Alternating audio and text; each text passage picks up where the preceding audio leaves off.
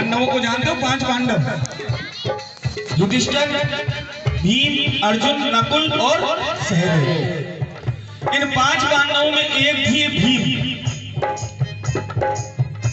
भीम के पुत्र हुए घटोत्कच और घटोत्कच के पुत्र हुए बर्बरी। बर्बरी ने जब जन्म लिया तो जन्म लेकर के कुछ दिनों पश्चात ही वो अपनी मां से आज्ञा लेकर जल में जाकर के भगवान की आराधना करने लगे। माता रानी की ऐसी तपस्या की उन्होंने, मैया की, भगवती की ऐसी तपस्या की कि मैया उनसे प्रसन्न हो गई। प्रसन्न हो गई तो वो प्रसन्न होकर के मैया ने उनको जो वरदान दिया, क्या वरदान दिया कि मैया ने उनको 3 बाण दिए। कितने बाण? 3। और तीनों बाणों का क्या खासियत थी कि एक बाण अगर बर्बरी चला दे तो वो किसी को भी नष्ट करके, पूरे ब्रह्मांड को नष्ट करके वापस वही बाण आकर के उनके पास ही आ जाए। बर्बरी ने वरदान लिया और वहां से उठ करके अपनी मां के पास पहुंच गए। मां को चरण दंडवत किया, मां को प्रणाम किया। मां से कहने लगे, मां मैं माता रानी की तपस्या करके आया हूं और मुझे ऐसे ऐसे ये 3 वरदान मिले। मां ने कहा कि सुन, कभी भी, अब मेरी बात सुन। मां के बड़े भक्त थे तो बर्बरी ने कहा कि मां अब मैं जा रहा हूं। कि कहां जा रहे हो? कि महाभारत का युद्ध चल रहा है, तो तू बेटा किसकी तरफ से लड़ेगा? भाई महाभारत के युद्ध में किसकी तरफ से लड़ेगा? कि मां अगर मैं चाहूं तो एक ही दिन में, एक ही पल में पूरे महाभारत युद्ध को खत्म कर सकता हूं, लेकिन मां मैं उसकी तरफ से लड़ूंगा जो हार रहा होगा। जो हार रहा होगा उसकी तरफ से मैं लड़ूंगा और जो जीत रहा होगा उसकी तरफ से नहीं लड़ूंगा। हार कौन रहा था? कौन? कौरव। कौरव हार रहे थे। मां ने कहा कि बेटा तू भी मुझे कुछ दे करके जा। मैं तुझसे कुछ मांगती हूँ। कि क्या मांगती हूँ? कि कभी भी इन बाणों का प्रयोग गलत चीज के लिए नहीं करना, अपने लिए नहीं करना। अपनी अगर कहीं बात आए, अपने लिए कभी इनका प्रयोग नहीं करना। दूसरा, अगर कोई तुमसे कुछ मांगे जीवन में तो उसे इनकार नहीं करना। ये 2 वचन लेंगे। वचन दे करके बर्बरी वहां से चलते हैं।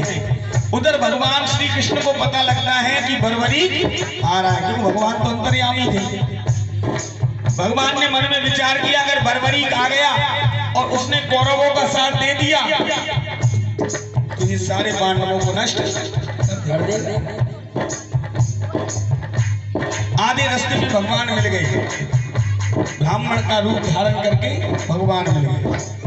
बर्बरी ने प्रणाम किया, पूछा कि आप कौन हो? कि मैं बर्बरी हूं। कौन बर्बरी?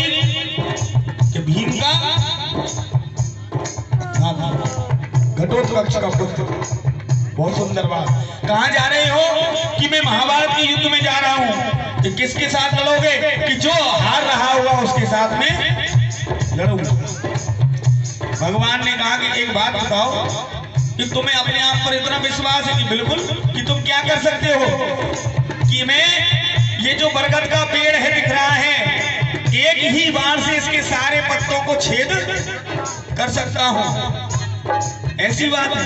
तो भगवान ने एक पत्ता लेकर के चुपचाप अपने पंजे के नीचे दबा लिया और कहा कि करके बता। बर्बरी ने एक बाण चलाया और सारे पत्तों में छेद हो गए। भगवान ने अपने पैर के नीचे से जब पत्ता निकाल के देखा तो उसमें भी छेद निकले। बोल श्याम प्यारे की। भगवान ने कहा कि बर्बरी हम तुमसे प्रसन्न हुए, अगर मैं कुछ मांगू तो दे सकते हो? तो बर्बरी को अपना वचन याद आ गया। मां ने कहा कि कभी कोई कुछ मांगे तो मना, कि प्रभु आज तुम जो भी मांगोगे ब्राह्मण देवता मैं आपको। तो भगवान ने कहा कि ऐसा करो, अपना शीश उतार के मुझे दे दो। तो बर्बरी ने पल भी नहीं सोचा और 1 सेकंड में अपना शीश तलवार से काटा और भगवान को अर्पण कर दिया। शीश के दाने की